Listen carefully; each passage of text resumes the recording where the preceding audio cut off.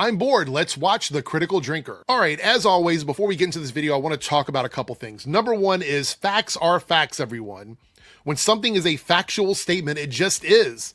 It exists as a factual statement. This video that we're going to be watching is about the viewership numbers for Disney Plus last year and where some of the shows stack up in viewership numbers. According to the reported numbers, which doesn't seem to be in dispute by Critical Drinker in this video or anybody else that I've watched videos for this. According to the numbers, The Acolyte was the second most watched show in minutes on Disney Plus. That is just black and white facts. There's no additional information on that when it comes to these numbers. And so, of course, the fans who liked The Acolyte are going and saying, hey, I like the show. I think the show was pretty solid for Disney Plus in a vacuum in that space. Pretty solid show.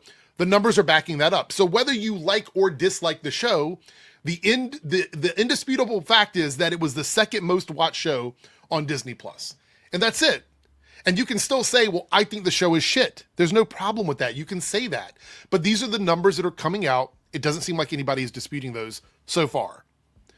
So the other thing is, what happens when you see a piece of information like this drop on the internet, like out of the sky, just falling out of the sky from the onto the internet? These guys want to paint a narrative around it. They want to build a story around it. They want to build a fantasy world that all of their viewers live in an echo chamber around whatever piece of information has been presented to them. And so it's really funny to me that Critical Drinker is putting the definition for COPE up on the top of this video, when he spends 5 of the 6 minutes of this video coping with the fact that these numbers exist. Because everything he said, well, I won't say everything, mostly everything he says in this video is literally straw man arguments that no one is making in this article that he's referring to. And I haven't really seen anybody on the internet making these comparisons. It is really just him doing it in this video and probably people in his circle. So let's watch the video and I'm going to debunk this. If you're going to enjoy my video, make sure you hit subscribe, join the revolution today, leave a comment down below. Let's do it. A mechanism or self-delusion that an individual clings to in order to survive a situation that seems insurmountable. I'm bringing this up because COPE is something that's been inextricably linked to The Acolyte ever since Disney had a rare attack of common sense and cancelled the show after probably the most disastrous first season on their platform since the release of Willow. Sorry. So, and what are you basing that on? Because the numbers are saying otherwise. The numbers are saying it was the second most watched show on their platform. So that would not equal disastrous. Now, you don't have to like the show. Again, if you're in my comments and you're like, I hated The Acolyte, it sucked. You're fair to say that. If you don't like it, you don't have to like it. But to call it disastrous is an inflammatory word that you're using to paint your narrative. Pay attention, everyone. This is what he's doing. He is starting to paint the narrative. Sorry, Disparu, I know that one still hurts. And truly, as far as COPE goes, well, Acolyte fans I think have got everyone beat. It wasn't a bad show at all, you see. Lots of people loved it. It was just those nasty internet trolls with their hatred and their bigotry and their patriarchy that made everyone think it was bad. Or Star Wars fans were just too toxic to handle a pair of strong, diverse women leading the way. So you see what he's doing here, right? So he hasn't really talked about the numbers too much, but he's spending the beginning of the video getting you on his side by making you feel like the fans of the show created an environment that made men reject the show. That's the picture he's painting here. But he's leaving out the part where him and a lot of the other people in his space spent like a year or more astroturfing Acolyte before it ever even came out. There were people attacking the show before I saw people talking about how much they love the show. And that's an important detail that he's leaving out. So even if there were some quote unquote toxic trolls on the internet doing toxic troll stuff, the reality is that his group, his community started running with this well before the show was ever released. So they have to bear some responsibility on that. I think probably the most hilarious moment in all of this was the online petition to renew the show that didn't even make it to 100,000 signatures. Well, the reality is most people, even like myself, know that those online petitions don't do anything, right? They don't do anything. I mean, you know that. You're bringing it up, but you know it doesn't do anything. Like that's the thing. Like, I didn't even sign it. I like The Acolyte. I didn't sign that online petition. That doesn't mean anything to the studios. Like, even if they would have had 1 million signatures, it doesn't matter. It doesn't matter. But he's got to paint for you guys. Let him cook. Let him cook. And I'm pretty sure most of them were from content creators who wanted to pay for a new extension on their house. But Well, then maybe you should have signed it. Maybe Az should have signed it. Maybe Ryan Cannell should have signed it. Because I would say the vast majority of content creators that are making money off of the Acolyte were the ones making hate content about the Acolyte. Just like what you're doing right now. You do realize that right now you are benefiting from the Acolyte being in the news cycle by talking about the Acolyte. You do realize that, which that means that you are someone that probably should have signed that petition because you could have made more videos about a show that you didn't even watch. You remember that video you made? You didn't watch the show, but you're still here talking about it like you understand the quality of the series that you didn't watch. Let's continue. The Acolyte Copium Brigade have finally been given a lifeline in the shape of this article from Forbes, boldly informing us that the Acolyte was actually the second most viewed show on Disney Plus last year. Yeah, it was. The numbers are there. This isn't them writing up some sort of silly puff piece, right? These are numbers. If you read the article, they're numbers that were provided to them about all of the shows on the platform. So these are all accurate numbers. Nobody's disputing that. So let's see what he does here. With a whopping 2.7 billion minutes watched. No way! Ha! Take that, toxic fanboys. That right there is the power of many. The Acolyte was a huge hit, and there's nothing you can do about it. In fact, I'm sure it's going to be renewed before you know it. Just you wait. But seriously though, 2.7 billion minutes watched. I mean, that sounds pretty impressive, right? And you see right next to that, it says it's 3 billion for Percy Jackson and the Olympians. So why are you not talking about that? If it's all about the numbers not being impressive, why aren't you talking about Percy Jackson's numbers? Because that was the only show that performed better than the Acolyte, according to these numbers. It's almost like no one's really talking about Percy Jackson, even though it outperformed Acolyte, but a bunch of people are talking about the Acolyte. It's almost like that's the reason why. Because believe it or not, Critical Drinker talks about stuff other than Star Wars. I know it like that. Those are usually the videos of his that blow up, but he talks about stuff other than Star Wars, which means that Percy Jackson would fall into that bubble. But he's not talking about Percy Jackson that performed better than Acolyte. He's talking about the show that he says that he's telling you no one cares about. Let that sink in for a second. Let's continue. Well, not really when you start to break it down a little. In reality, it's a bit like saying that a lot of people learned how to swim because of the Titanic. Yeah, it's technically true, but it misses out some pretty important information for context. No, it's not. Those are not even comparable. The fuck? Like, those aren't even comparable things. This is called reaching. This is called reaching, and it's gonna spiral. And I'm going to utterly destroy this argument in just a moment. And I know that the Critical Drinker fanboys are going to be really mad in the comment section. Stay mad. I'm going to be right. Let's continue. For example, The Acolyte ran for 8 episodes with a total runtime of 329 minutes. I mean, It felt more like 2,000 minutes, but let's stick to the raw numbers here. So if you divide 2.7 billion watch minutes by the 329-minute length of the show, that converts into just over 8.2 million. Bro can use an online calculator. This is impressive. Or most likely you had someone do it for you. But this is impressive. These numbers are impressive. What does it mean, though? Views for the whole season. Jesus, Okay. I get more than that in like a couple of weeks on my channel, and my content doesn't cost $230 million to produce. Just as a little side note, by the way, and I still can't believe this is true, but according to my math, the Acolyte cost almost $700,000 per minute. Okay, so what does any of that have to do? What does any of that have to do with the numbers? Because I'm going to stop this anytime he brings up something that doesn't matter. What does any of that have to do with the numbers that the article was providing? Does that change the fact that it was the second most watched show on Disney Plus? No. Does it mean anything in the big scheme of things, like the cost of a show, how entertaining that is to people? No. Even if his videos cost more to make than a TV show, would that matter at all? The answer to that is no. None of that matters to the numbers that were provided. He's totally creating outrage content. This is outrage content because none of that matters. That breakdown didn't mean anything. Let's continue. I mean, just how? Who was writing the check for this? And why did they think it was Disney. a good idea? But okay. Because they're trying to make Star Wars content for people to watch and enjoy. And it equaled the second most watched show for them last year. So clearly something worked. Something worked. Now, maybe behind the scenes, there were some issues with the production of the show that caused them to not continue with it, but it was this, the raw numbers are the raw numbers. On their platform, it was the second most watched show. Let's continue. Okay, fine. If that's the metric that you have to use, how does it compare to other shows? Well, let's take something big like Squid Game Season 2, for example. Here we go. This is creating an argument that no one is making. This is creating an argument that no one is making. I'm going to let him finish on this, and then I'm going to crush this. So let's go. On Netflix. That only came out around Christmas time, and it's already at 72 billion minutes watched. That is 26 times more popular than The Acolyte, and with an $84 million budget, it cost 3 times less to make. Okay, so let's break this down. Netflix has over 300 million subscribers. 300 million. And people that subscribe to Netflix do so because they want a variety of content. They're going to watch a lot of different things on Netflix.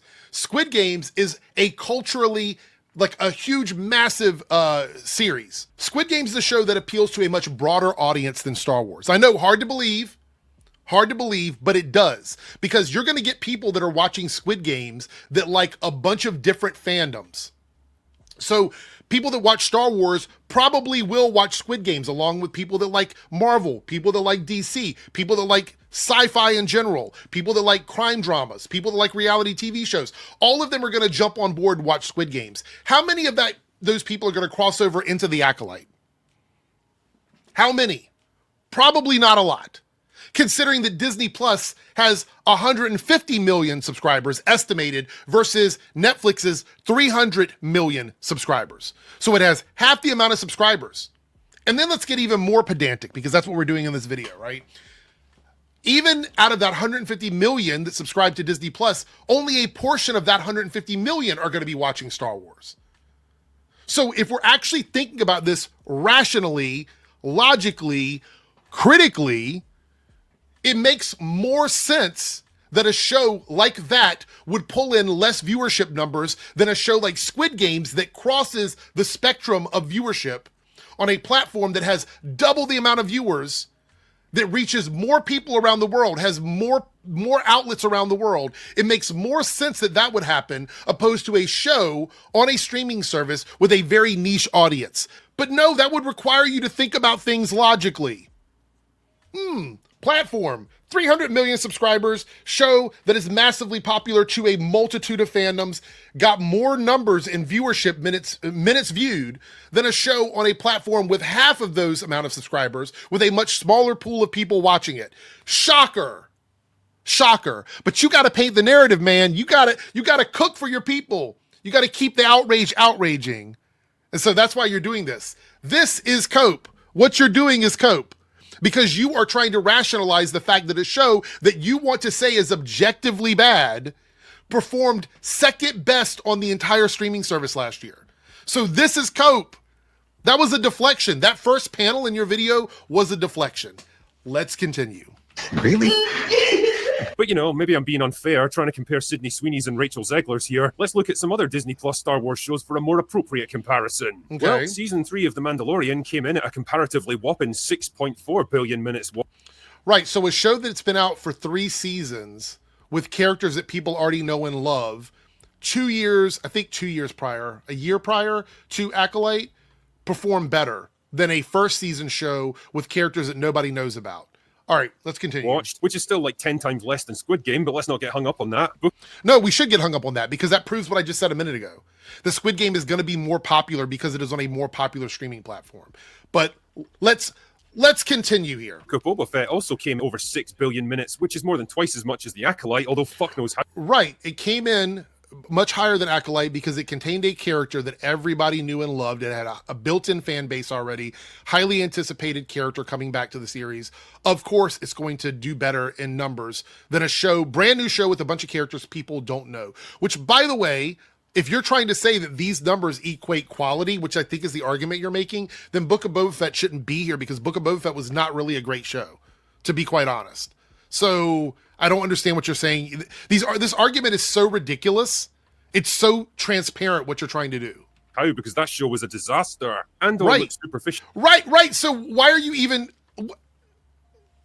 Is it about quality or is it not about quality? I think it's more about anticipation, right? That's what it would be. Really impressive with over 4 billion views, but that show had like 12 episodes and they were really fucking long. So in the interest of fairness, I'm not going to count that here. Well, we talk about being fair. Here, fair is, the interest of fairness, I'm going to compare Squid Games, a completely unrelated type of show, nothing like Acolyte, on Netflix, a completely different streaming service with a completely different, larger viewing audience. I'm going to compare that to Acolyte. But to be fair, but even Ahsoka, with just the 8 episodes, managed to pull in roughly the same amount with over 4 billion minutes watched. That's about 1.4 billion minutes more than the Acolyte. Again, Ahsoka, another character that came in with a built-in fan base. I think that's really important. You're talking about nuance. You're saying nuance, but then you keep skipping over actual nuance. Could run these kinds of comparisons all day, but every single time it's going to bring us to the same conclusion. The Acolyte wasn't a success by any metric that you care. It was a success by the metric of being the second most watched show according to minutes watched in 2024. I don't know why you keep trying to like disprove reality. Are your viewers so in need of suckling outrage that they have to be told things that are not true? No one is saying y'all have to like the show. Nobody's saying that the show was massively, like, creatively great. No one is saying that. The statement in that article was that it was the second most watched show on Disney Plus last year. Therefore, it makes it a success. That's it. It's a success in minutes watched. You are trying so hard. You are reaching so hard here to prove a point. It's actually embarrassing. It's embarrassing. And you didn't even watch the show. I have to reiterate that again. He did not watch the show. To use. It wasn't a success compared to other streaming shows, and it wasn't even a success compared to other Star Wars shows. The fact that it came second place on Disney Plus last year doesn't prove how popular it was. It proves how unpopular Disney Plus actually is. Spending... Oh, so we're flipping it. We're flipping it. We're flipping it on the back here. So Disney Plus is unpopular, so therefore this show is unpopular. But didn't you just use examples from Disney Plus to show how unpopular the Acolyte was? Didn't you just do that yourself? You put them side by side and said, look, this is why Acolyte didn't perform well, because these other shows did perform well on Disney Plus. But now Disney Plus is an unpopular platform, even though it is one of the few that is actually profitable. It's one of the few that's actually making money now. Most of the other streaming services still haven't turned over a big profit. Disney Plus is one of the few ones that have. So even though you're screaming about the cost of the production on the show, they're still making money, bro. Absurd amounts of money on shows that nobody wants to see, desperately trying to milk IPs that dried up years ago. The Acolyte truly was the smartest kid on the short bus, and as it turns out, the Disney Plus bus was particularly short last year. And therein lies the rub, dear viewer. The Acolyte wasn't cancelled because of minutes watched, or budget relative to viewership, or any of those boring business terms that Disney Lucasfilm apparently doesn't give a shit about. It was cancelled because it was a complete and utter laughingstock. It had become a meme, a lolcow in TV form, mocked and derided by almost everyone. So... again, I have to reiterate here, you spent the vast majority of this video trying to prove that the Acolyte was canceled because it underperformed all of these other things, that the quality of it just wasn't that good. And then at the end, because you realize that maybe that argument wasn't strong enough, you say that it wasn't canceled because of any of those things. Those things don't matter. Even though you went through the trouble of like breaking down numbers, you went through the trouble of comparing it. Those things don't matter. It was because people were memeing it on the internet. They canceled a show that they invested a bunch of money in because people were memeing it on the internet. Are you fucking serious? This is y'all's guy. This is the guy that you guys look to for truth and nuance, being a complete clown here. This is a clown video. He is driving the clown car. One to the point where it was actively harming the Star Wars brands, or what was left of it anyway. I have seen... Well, why would it matter? You said that the IP was dried up. You just said that the Star Wars IP was dried up. So if the Star Wars IP is dried up, then why would they cancel a show that's hurting the Star Wars brand if the Star Wars brand is dead? You don't make any sense.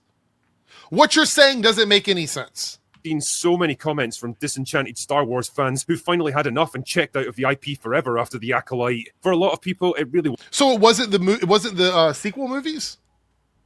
How many times are you going to talk about people checking out of Star Wars? How many times? Is it the same amount of times that Star Wars is dead, that Kathleen Kennedy's being fired? How many times are people going to check out of Star Wars before Star Wars is just over? And when that happens, what are you guys going to complain about? Are you just going to make endless videos about how Star Wars died? Is that what you're going to do? Because I have a feeling Star Wars is never truly going to die, which means that you guys get to milk and milk and milk your viewers for years. For a long time. Was the straw that broke the camel's back, and I'm willing to bet that it was at least partly responsible for the failure of Skeleton Crew, a Star Wars show that was actually halfway decent and probably would have attracted a decent fan base if it... No, you know what was the problem with Skeleton Crew? Is that you guys, the ones who have attacked every Star Wars show for the last decade, you guys don't bother to talk about the stuff you love. This is one of my biggest criticisms of your channel, of your content in general. You guys will make video after video after video after video of stuff that you hate. But when something comes along that's good, that would balance out that outrage, balance out that hate, you make it, and then you see in the comment section of your fucking videos that your viewers don't want you to make positive content. So you pull back on it because the money's not there and you don't want to shake the boat. You don't want to rock the boat. So you don't make the positive content. If you guys truly believe that something like Skeleton Crew was better than Acolyte, then where is the onslaught? The landslide of videos about Skeleton Crew talking about how it was a good return to form for Star Wars, how good it would have been, how great it would be if Star Wars and Disney continued to make stuff like this. Where were those videos? Where were those live streams? They are non-existent. For every one video you make about how you like something, if even that, there are hundreds of videos about how much you hate stuff. That's just the reality of it. I think I'm done with this video. The point is that these guys have to keep you mad. They have to keep you upset. They have to keep you angry. And this is how they do it. By looking at something that is just a fact, objective fact, that it was the second most watched show on Disney+. That was the only statement that was being made in that article. He had to spend 5 minutes of a 6-minute video trying to convince you that the show was still bad. The show was saying a bunch of stuff that the article was not saying. All of these things. That is COPE. That is COPE. Comparing it to Squid Games, comparing all of these numbers to other streaming services with more subscribers, it's all COPE. And the fact that you guys continue to defend him is embarrassing. All of you guys defending him, you should be absolutely embarrassed as human beings. That you're still doing this, that you're missing out on stuff that you could actually love because you were so wrapped up in the grip that these guys have, the outrage that these guys keep you in. It is crazy to me.